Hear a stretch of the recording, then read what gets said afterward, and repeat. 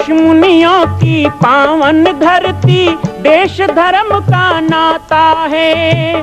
कहते सारे लोग यही हैं, गो हमारी माता है। जाग उठो ओ भारतवासी, जाग उठो ओ भारतवासी, गो पर छुरियां चलती हैं। बंद करो गो माँ की हत्या, सारी जनता कहती है। बंद करो गो माँ की हत्या, सारी जनता कहती है।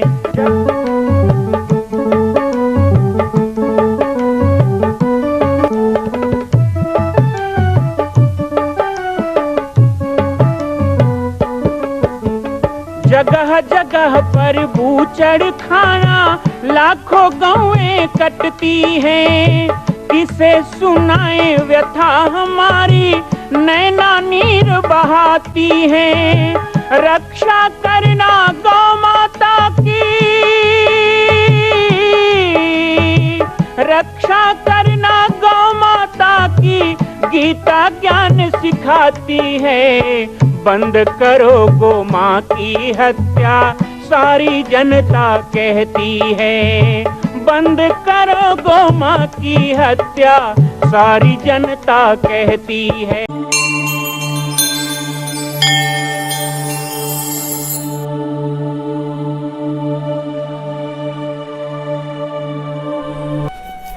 जय सिया राम, जय गो माता, जय गोपाल।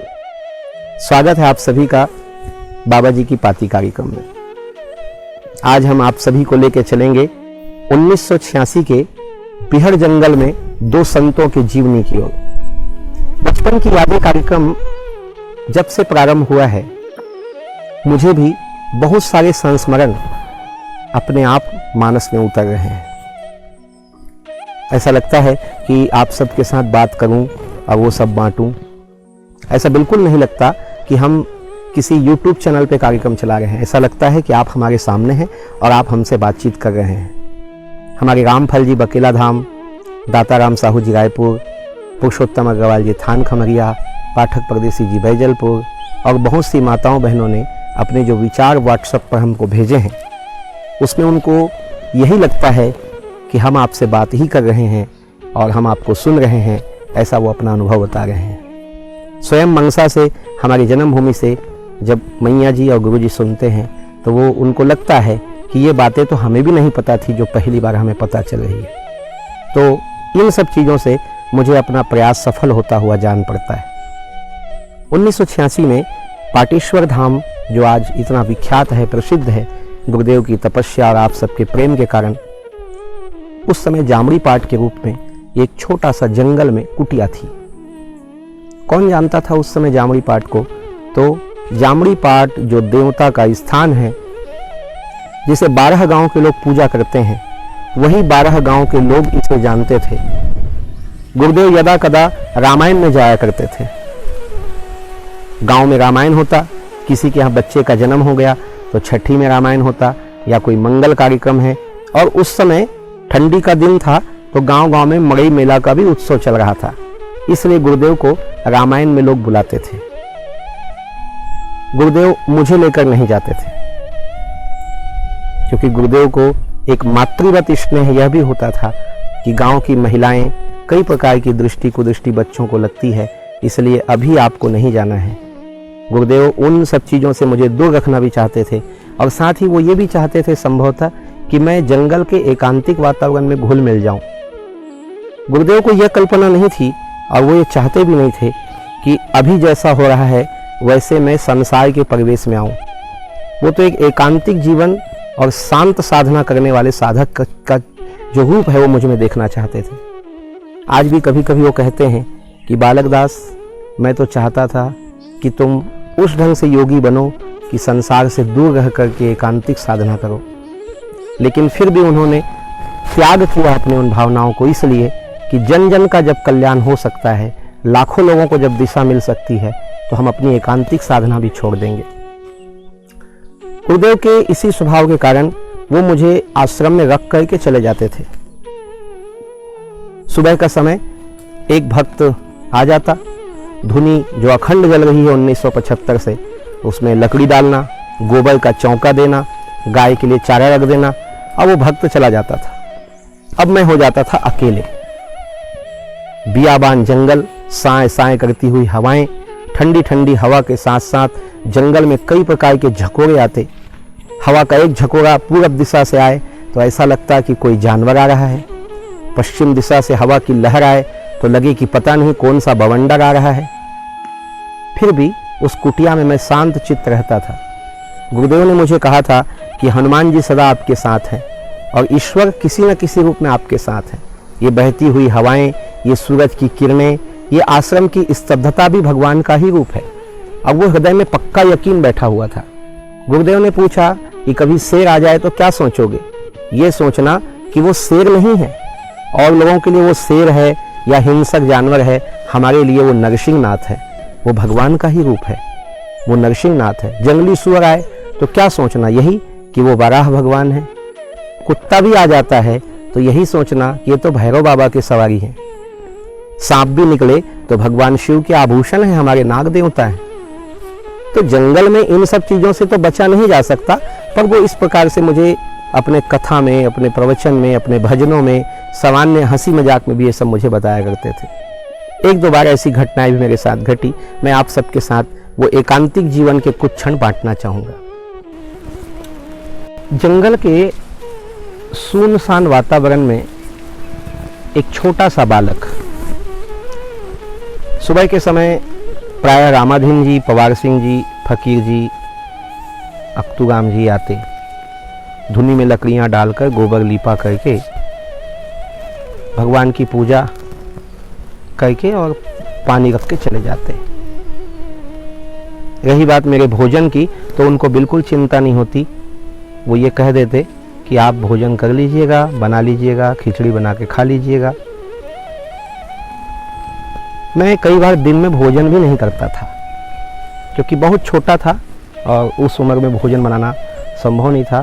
कोई कोई दिन दोपहर में रामाधीन बाबा आते और मेरे लिए दाल चावल बना के खिला जाते। वैसे भी गुरुदेव ज़्यादा दिन के लिए नहीं जाते थे। सुबह गए, रात में आ गए, या आज गए तो कल आ गए। रात का समय होता था तो शाम के समय मन में बड़ा द्वंद्व होता था, और ये द्वंद्व मैंने कभी किसी के साथ बांटा नहीं, ना गुरुदेव को बताया। भक्तों को तो इसलिए नहीं बताया कि शायद मुझे उस समय लगता था कि ऐसा कहूँगा तो मुझे कमज़ोर समझेंगे। मैं अपने आप को कमज़ोर साबित नहीं करना चाहता था। गुरुदेव कई बार कहते हैं कि कभी अपने माँ बाप को याद करके नहीं रोया, कभी अपने दुख दर्द को नहीं बताया, मुझे भूख लगी है ऐसा कभी इसने नहीं कहा। लेकिन स्वाभाविक है ये सब चीज़ें मेरे साथ हुई है। लेकिन हम ये गुरुदेव के साथ भी ऐसा बनना चाहते थे और ऐसा होना ही चाहिए। बहुत सी चीज़ें परिवार में भी आप लोग इग्नोर करते हैं, परिवार में भी उसको छिपाते हैं। हमें ये बताना चाहते हैं कि हम स्वस्थ हैं, हम प्रसन्न हैं, लेकिन अंदर ही अंदर कुछ दर्द होते हैं जिसे आप पीते हैं, और ये आवश्यक भी है। कहीं ना कहीं सत्य पे भी आवरण डाला जाता है और वो अच्छा लगता है। शाम जब होती थी, शाम ढलने लगे, अजीब अजीब पक्षियों की आवाज़। जंगल में होता यह है कि सुबह जिन चिड़ियों की आवाज़ बड़ी प्यारी होती है, शाम को कई पशु पक्षियों की आवाज़ बड़ी कर्कश हो जाती है। हिरन का चिल्लाना, साथ ही साथ खरगोश का बोलना, कभी कभी चीतल वगैरह की आवाज़, जो बाघ होता है उसकी भी आवाज़ आना, तो मन थोड़ा शाम के समय व्याकुल होता था। थोड़ी सी याद घर की भी आती थी, लेकिन उससे भी ज़्यादा भय का वातावरण ये बनता था कि अब रात हो जाएगी। दिन तो खेलते कूदते बीत गया, अकेले भी रहो तो, लेकिन रात का समय करें क्या। लेकिन शाम होते होते जरूर एक भक्त आता था जो दिया बत्ती कर जाए, धुनी में लकड़ियाँ रखे और रात मेरे साथ रुकता था। यदि गुरुदेव नहीं है तो रात रुकते थे। शुरू शुरू में ये बातें हुई। रामाधीन जी हमारे साथ नहीं रहे, लेकिन रामाधीन जी की उम्र उस समय 70 साल के आसपास रही होगी। एक दिन रात्रि में गुरुदेव पीपरखार नाम का गांव में रामायण करने गए हुए थे। शिवरात्रि में 2-3 दिन बाकी था और रामाधीन बाबा और हम शाम के समय धुनी के अगल बगल बैठे हुए थे। ठंडी का दिन भी था, जलती हुई आग अच्छी लग रही थी। रामाधीन जी खिचड़ी बनाने की तैयारी कर रहे थे। और जो भी बनना था धूनी में बनता था। धूनी की तीनों लकड़ियाँ जोड़ दी जाती थी, बर्तन रख दिया जाता था, या बहुत ज़्यादा आग हो तो कुछ आग खींच कर बाहर भी उसको राख पे ही रख के बना लिया जाता था। रामाधीन बाबा खिचड़ी बनाने की तैयारी कर रहे थे। मैं बैठा हुआ था और जिस कंबल पे मैं बैठा था अचानक उसमें सरसराहट हुई। मैं उछल करके दूसरी तरफ चला गया। रामाधीन जी को कहा कुछ है? उन्होंने कहा कुछ नहीं है, यहाँ कौन आएगा, यहाँ भगवान है, भगवान की जगह में कुछ नहीं होता। हालांकि वो समझ गए थे कि यहाँ बहुत बड़ा सर्प है, लेकिन उन्होंने मुझे बहुत तरीके से समझाया। मेरे आसन को एक लकड़ी से हटाया। मैंने देखा जिस पे मैं बैठा था उसी आसन के नीचे बहुत बड़ा सर्प बैठा हुआ है। पहली बार मैंने इस जंगल में इतना भयानक सर्प देखा। तो स्वाभाविक है, बचपन में तो इतना बड़ा सांप निकले तो पूरा घर में तांडव हो जाता था। अब यहाँ क्या होने वाला है, हम दो ही थे और वो हटने का नाम नहीं ले रहा था। फिर रात में हमें यहाँ पर सोना भी है। डर ये भी हो रहा था कि अभी इसे भगा भी दिया गया तो ये वापस भी तो आएगा, लेकिन हम मार भी तो नहीं सकते। रामाधीन जी ने बहुत तरीके से उसको पुचकारा। मैंने पहली बार देखा कि कोई जीव को कोई व्यक्ति, मनुष्य बोल कर भी बता सकता है कि आपको यहाँ नहीं रहना है, यहाँ से जाना है। जैसे किसी से बात कर रहे हो ऐसे रामाधीन जी उसे समझाते रहे। और मुझे गुस्सा आता था कि ये बुढ़ा बाबा को सठिया गए हैं, इसको मार देना चाहिए तो इससे बातें कर रहे हैं। सांप से कोई बात करता है क्या? लेकिन वो बहुत अच्छी बात उससे कर रहे थे। ऐसे लग रहा था कि वो पूरा भड़ास उस पर निकाल रहे थे। उसे बोल रहे थे भाई आपको यहाँ नहीं आना चाहिए, तो जगह जंगल में है तो यहाँ का बड़ा है। बढ़िया समझाते रहे और सांप महाराज बैठे बैठे सुनते रहे। मैंने कहा भैंस के आगे बीन बजाए बीन गए पुगराए, भैंस गए पुगराए, ये बैठा रहेगा, ये बोलते रहेंगे, क्या करें। तो बाल स्वभाव था। वहीं पे कटोरी पड़ी थी, मैंने एक कटोरी भस्म उठा के उस सांप के ऊपर फेंक दिया। और जैसे ही मैंने फेंका वो नाराज हो गया और वो उधर नाराज हुए, इधर रामाधीन बाबा मुझ पे चढ़ बैठे कि मैं जब उसको समझा रहा हूं तो बीच में पड़ने की क्या जरूरत है, मैं अपने हिसाब से कर रहा हूं, करो अपना, मैं कुछ नहीं करूंगा, मैं जा रहा हूं घर। कांटो तो खून नहीं कि ये भी घर जाने को बोलते हैं, सांप यहाँ बैठा है, मैं क्या करूंगा, मैं तो गाँव में भी नहीं जा सकता, मैं तो वनवासी हूँ। फिर रामाधीन जी शांत हुए, एक छोटी सी लकड़ी ली और जिधर उनका सिर था सांप का उसी तरफ जमीन को ठोकने लगे। और मैंने देखा वो जो बोल रहे थे और जैसी जैसी लकड़ी का इशारा करते थे वैसी वैसी उनके पीछे वो चलता गया और उस सांप को उन्होंने पूरा का पूरा कुटिया के क्षेत्र से बाहर निकाल दिया। और कुटिया के क्षेत्र से निकलते ही तो जंगल था। अब जंगल में नहीं जाएगा जंगल का जीव तो कहाँ जाएगा। पर उस रात मैं रामाधीन बाबा के पास ही सोया। मैं उस तरफ नहीं सोया, मेरी हिम्मत नहीं हुई अलग सोने की, मैं उनके पास ही सोया रहा। तो इस तरह मुझे सीखने को भी मिल रहा था कि जीव हमारी बात समझते हैं। यदि हम उसे सताएं नहीं तो वो हमें कभी अकारण नहीं सताते। कोई भी सांप हो, बिच्छू इतने निकलते थे लेकिन उनको अपना रास्ता बता दो तो चले जाते थे। हम यदि सोए पड़े हों तो सोए अवस्था में हमको कोई जीव नहीं काटता था। यदि हमसे कोई गलती हुई हो, हमने उसको तंग किया हो, हमारे कारण उसको तकलीफ हुई हो, तभी वो हम पर आक्रमण करने की चेष्टा करेगा। ये धीरे धीरे मुझे समझ में आ रहा था और जंगल में यदि रहना है तो ये समझना जरूरी था। दूसरे दिन जब गुरुदेव आए तो उन्होंने सारी बात मैंने उनको बताई तो वो बहुत खुश हुए। उन्होंने रामाधीन जी की तारीफ की और मुझे कहा कि आपको सीखना चाहिए, आपको बहुत मजबूत बनना है, जंगल में रहना है तो बहुत मजबूत बनना है। 2 दिन के बाद शिवरात्रि थी और शिवरात्रि में पहली बार गुरुदेव के साथ मैं इस जंगल से बाहर निकला। और क्या अनुभव रहे मेरे पहली बार बाहर जाने का, ये भी मैं आप सबके साथ बांटूंगा। बाबा जी की पाती के कार्यक्रम के माध्यम से बचपन की यादें भाग 13 में आज मैं आपके साथ हूँ। 13 दिन हो गए आपसे बातचीत करते हुए। आने वाले समय में बहुत सी यादों की परतें खुलेगी। हम ये भी चाहते हैं कि भारत में रहने वाले जो हिंदी नहीं जानते उन तक भी हमारी बातें पहुँचे। इसके लिए कुछ दिनों में हम YouTube चैनल पर जो हमारे कार्यक्रम हो रहे हैं इसे अंग्रेजी में भी ट्रांसलेट करने का प्रयास कर रहे हैं। हमारा प्रयास है कि जो दक्षिण भारत में या विदेशों में भी हमारे लोग जो रहते हैं और बहुत से लोग हमें देख पा रहे हैं वो हमारी भाषा के कारण हमसे वंचित ना रहें, इन अनुभवों से वंचित ना रहें। बहुत से संत भी हमारे कार्यक्रम देखते हैं। आज हमारे श्री वल्लभ पीठ चंपारण्य के गद्दी नशीन गोद्वारकेश महाराज जी गुजरात से हमें मैसेज लिख करके भेजे हैं। मैं सबसे पहले तो उनको प्रणाम करूंगा।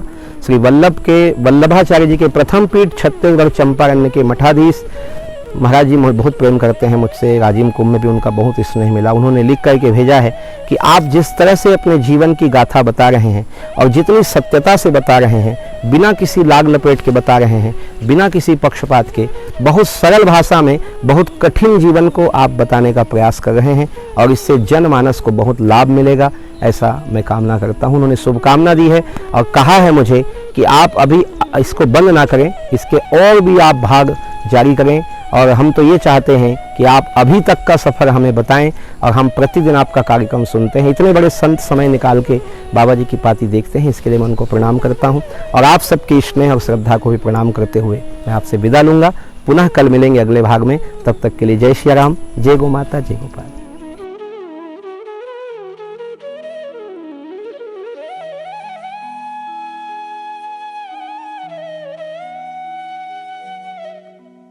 मां कौशल्या की पावन जन्मभूमि छत्तीसगढ़ प्रांत में बालोद जिला में स्थित है श्री सर्वसिद्ध शक्तिपीठ जामड़ी पाटेश्वर धाम। परम पूज्य सद्गुरुदेव राजयोगी बाबा जी की तपस्थली श्री पाटेश्वर धाम और विश्व के अद्वितीय मां कौशल्या जन्मभूमि मंदिर निर्माण का दर्शन करने और इसी प्रकार समसामयिक विषयों पर अपना ज्ञान वर्धन करने के लिए और 10,000 गायों के लिए बनने वाले श्री हनुमान नंदीशाला गो अभ्यारण्य का समाचार प्राप्त करने के लिए आप सभी देखते रहें YouTube चैनल पर राम बालक दास, और हमारे चैनल को आप सभी सब्सक्राइब करें, घंटी का बटन दबाएं ताकि आप सूचनाओं से जुड़े रह सकें। जय श्री राम, जय गौ माता, जय गोपाल।